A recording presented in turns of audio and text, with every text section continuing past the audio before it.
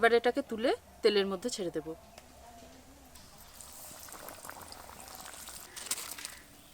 আর এই যে বাইরের লেয়ারটা আছে, এই লেয়ারটা দেখুন খুব সহজেই কিন্তু খুলে আসবে। এই লেয়ারটা কিন্তু অন্যান্য চপে খুলে আসে না। আর কত সুন্দর ক্রিস্পি আর মুচমুচে হয়েছে দেখুন, পুরো পুড়ে ঠাসা। এই হলো পাঁশকুড়ার চপ, আলাদাই টেস্ট। পাঁশকুড়া চপের একদম অরিজিনাল রেসিপি আপনাদের দেখালাম, তার কারণ হচ্ছে আমাদের বাড়ি পাঁশকুড়াতেই। নমস্কার বন্ধুরা, আজকে একদম নতুন একটা ভিডিওতে আপনাদের সবাইকে অনেক অনেক স্বাগত জানাই। কোনো না কোনো জায়গার বিখ্যাত খাবার তো আমরা মাঝে মধ্যেই খেয়ে থাকি। আজকে আমি বানাবো সেরকমই একটা জায়গার খুব বিখ্যাত একটা খাবার। পাঁশকুড়া চপের নাম তো আপনারা প্রায় সকলেই শুনেছেন, আর পাঁশকুড়া চপ কিন্তু অন্যান্য চপের থেকে একদম আলাদা। সেটাই আজকে আপনাদের সাথে শেয়ার করব। তাহলে চলুন পুরো ভিডিওটা প্রথম থেকে শেষ পর্যন্ত আপনাদের দেখার অনুরোধ রইল। আজকে আমি শুরু করি পাঁশকুড়া চপের রেসিপি। পাঁশকুড়া চপ স্বাদে এবং গন্ধে অন্যান্য চপের থেকে একদম আলাদা। তার কিছু বিশেষ কারণও আছে, তার মধ্যে অন্যতম হলো মশলা। আমি এখানে কিছু মশলা নিয়েছি, মশলাগুলো এখন শুকনো কড়াইতে ভেজে নেব। 8টা শুকনো লঙ্কা শুকনো কড়াইতে ভেজে নেব।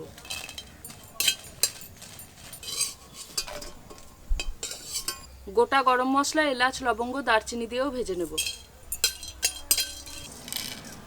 গোটা জিরে বড় 1 চামচ, গোটা ধনে 1 চামচ। আর এই চপে যে মশলাই ব্যবহার করা হবে সেটাই কিন্তু ভাজা মশলা, কাঁচা মশলা কিন্তু এখানে ব্যবহার করা যাবে না। মশলাগুলো ঠান্ডা হতে হতে আমি এদিকে আলুটা সেদ্ধ হতে বসিয়ে দেবো। আমি এখানে 5টা বড় সাইজের আলু নিয়েছি, আলুগুলো গোটা গোটাই সেদ্ধ করে নেব। আলু কিন্তু কেটে সেদ্ধ করলে আলুর ভিতরে জল ঢুকে যাবে। এবার আলুগুলো দিয়ে দেব। সামান্য লবণ দেব। ভাজা মশলাগুলো ঠান্ডা হয়ে গেছে, এবার গুঁড়ো করে নেব।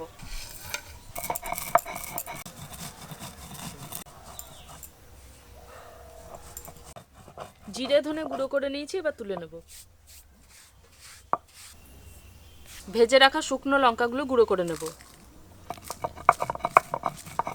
আর এই শুকনো লঙ্কা কিন্তু খুব বেশি মিহি করে গুঁড়ো করব না, এই দেখুন এরকম থাকবে।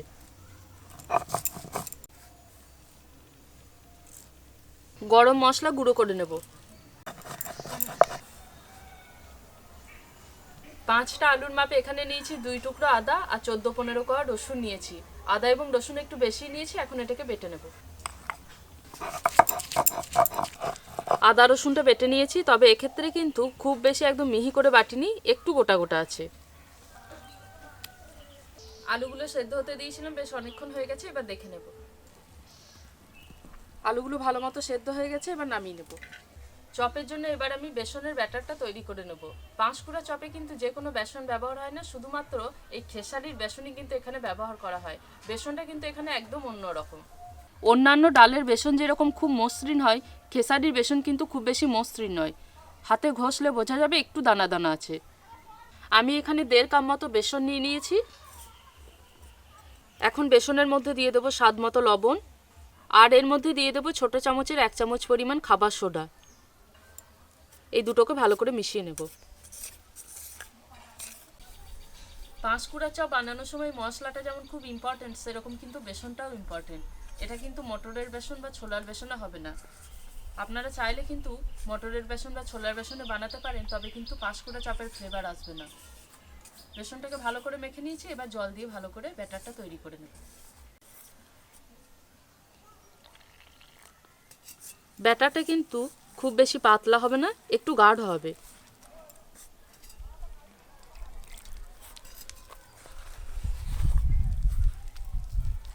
বেসনটাকে ভালো করে জল দিয়ে গুলে নিয়েছি, এবার একটু সময় নিয়ে বেসনটাকে ভালো করে ফেটিয়ে নেব। আর দেখুন বেসনটা কিন্তু খুব বেশি পাতলা নয়, একটু মোটা থাকবে। আর বেসন যত ভালোভাবে ফেটানো হবে ততই কিন্তু বেসনটা ভালোভাবে ফুলবে, আর চপও সেরকম ভালো মুচমুচে হবে।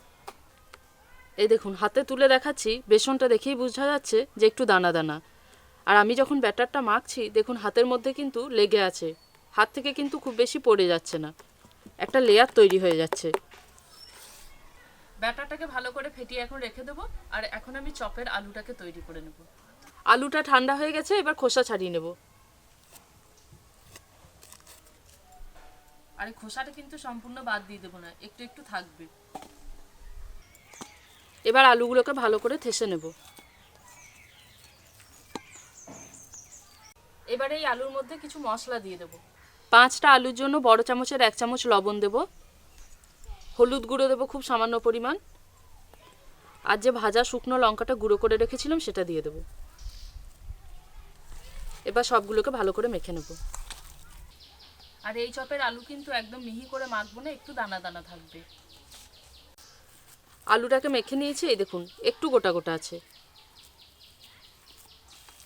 এবার আমি চপের আলুটাকে ভালো করে কষিয়ে নেব। আর চপের আলু কষানোর সময় কিন্তু অনেকেই সাদা তেলে কষান, তবে কিন্তু আমি সর্ষের তেলেই কষাবো, কারণ হচ্ছে সর্ষের তেলে এই কষানো আলুর টেস্টটাও বেশ ভালো হয়। পরিমাণ মতো তেল দেব। এখানে 2টো পেঁয়াজ কুচি করে নিয়েছি, পেঁয়াজ কুচি দিয়ে দেব। পেঁয়াজটাকে একদম বাদামি রং ধরা পর্যন্ত ভেজে নেব। পেঁয়াজ ভাজার সময় কিন্তু খুব বেশি বাদামি করে ভাজবো না, হালকা বাদামি রং ধরা পর্যন্ত ভেজে নিয়েছি। আর পেঁয়াজ যাতে নেতিয়ে না পড়ে সেদিকেও লক্ষ্য রাখতে হবে। এই দেখুন পেঁয়াজটা কিন্তু একদম গোটা গোটা আছে। এখন এর মধ্যে দিয়ে দেবো আদা রসুন বাটা।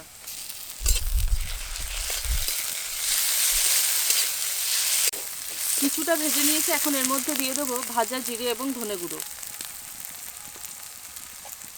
আর দেবো কাশ্মীরি লঙ্কা গুঁড়ো।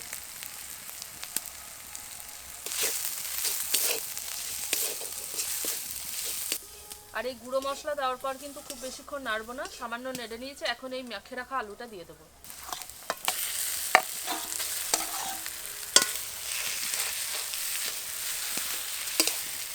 মাখা আলুটাকে এবার মশলার সাথে ভালো করে কষিয়ে নেব। আলুটাকে ভালো করে নেড়ে নিয়েছি, এখন দেখুন কড়াই থেকে একদম উঠে চলে আসছে। এখন এর মধ্যে দিয়ে দেবো ধনে পাতা কুচি।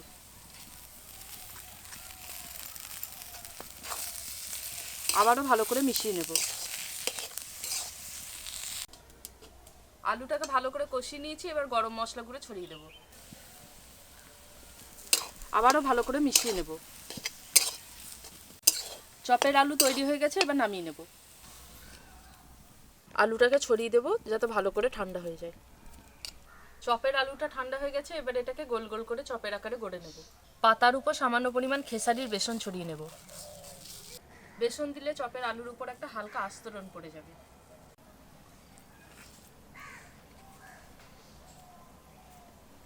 আলু নিয়ে এবার আমি এইরকম গোল গোল করে নেব। হাতের তালুর মধ্যে রেখে গোল মতো শেপ দিয়ে নেব।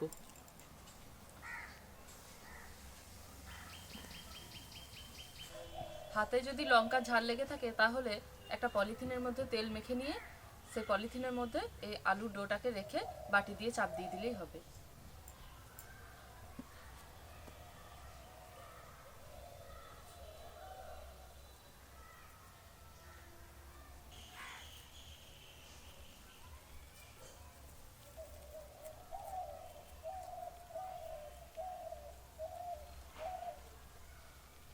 বেশ কয়েকটা আমি বানিয়ে নিয়েছি, আবারও উপর থেকে খেসারির বেসন ছড়িয়ে দেব, তাহলে উপর নিচে দুটোই ভালোভাবে কোটিং হয়ে যাবে। আর এরকম উপরে নিচে দুটোই কোটিং হয়ে গেলে বেসনের সাথে কিন্তু আর আলুটা মাখামাখি হবে না। এবার চপগুলো ভেজে নেব। আর আজকে চপ ভাজবো লোহার কড়াইতে। কড়াইতে সাদা তেল দেব। তেলটা গরম হতে হতে আমি এদিকে বেসনটা একবার ভালো করে ফেটে নেব। তেলটা ঠিকঠাক গরম হয়েছে কিনা এখন একটু দেখে নেব। বেসন অল্প দিয়ে দেব। এই দেখুন সঙ্গে সঙ্গে উঠে আসছে, তার মানে হচ্ছে তেল ঠিকঠাক গরম হয়ে গেছে। গড়ে রাখা চপের আলু একটা দিয়ে ভালো করে বেসনের মধ্যে কোট করে নেব। এবার এটাকে তুলে তেলের মধ্যে ছেড়ে দেব।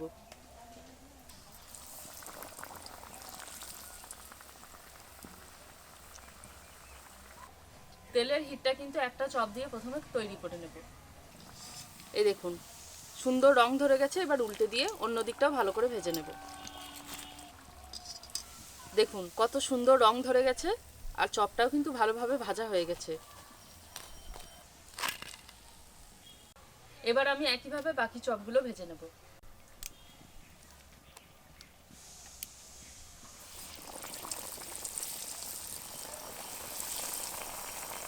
ব্যাটারের মধ্যে ভালো করে 2-3 বার ঘুরিয়ে ঘুরিয়ে এটাকে কোট করে নেব।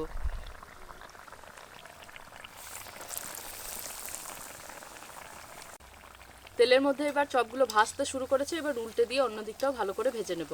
আর এই চপ কিন্তু সবসময় ডুবো তেলেই ভাজতে হবে। চপগুলো ভাজা হয়ে গেছে, এবার তুলে নেব। দেখুন কি সুন্দর লাল লাল করে ভাজা হয়ে গেছে। এইভাবে বাকি চপগুলো ভেজে নেব। চপগুলো কত সুন্দর ফুলেছে দেখুন, আর কি সুন্দরভাবে ভাজা হয়ে গেছে। চপগুলো সব ভেজে নিয়েছি, এবার আপনাদের দেখাবো পাঁশকুড়া চপ অন্যান্য চপের থেকে কেন আলাদা। চপগুলো দেখুন কত সুন্দরভাবে ভাজা হয়েছে, আর এই যে বাইরের লেয়ারটা আছে, এই লেয়ারটা দেখুন খুব সহজেই কিন্তু খুলে আসবে। এই লেয়ারটা কিন্তু অন্যান্য চপে খুলে আসে না, একমাত্র এই পাঁশকুড়া চপেই কিন্তু এই লেয়ারটা খুলে যায়। আর কত সুন্দর ক্রিস্পি আর মুচমুচে হয়েছে দেখুন, পুরো পুড়ে ঠাসা।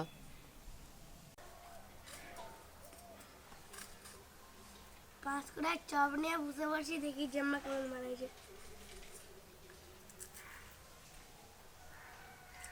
খুব মজা বানাইছে জাম্মা। ভালো হয়েছে, দোকানের মতো হয়েছে খেতে। এই হলো পাঁশকুড়ার চপ, আলাদাই টেস্ট। পাঁশকুড়া চপের একদম অরিজিনাল রেসিপি আপনাদের দেখালাম, তার কারণ হচ্ছে আমাদের বাড়ি পাঁশকুড়াতেই। দারুণ খেতে হয়েছে। আজকে ভিডিওটা এখানেই শেষ করলাম, দেখা হচ্ছে পরের ভিডিওতে নতুন একটা রেসিপির সাথে। আর যদি চান তাহলে কিন্তু বাড়িতে খুব সহজেই পাঁশকুড়া চপ বানাতে পারেন। আর পাঁশকুড়া চপের বানানো তো আপনারা দেখলেন, এই চপে কিন্তু কোনো মতেই বাদাম ব্যবহার করা হয় না, একদম আলু দিয়েই বানানো হয় এই চপ। দেখা হচ্ছে পরের ভিডিওতে, সবাই খুব ভালো থাকবে, সুস্থ থাকবে।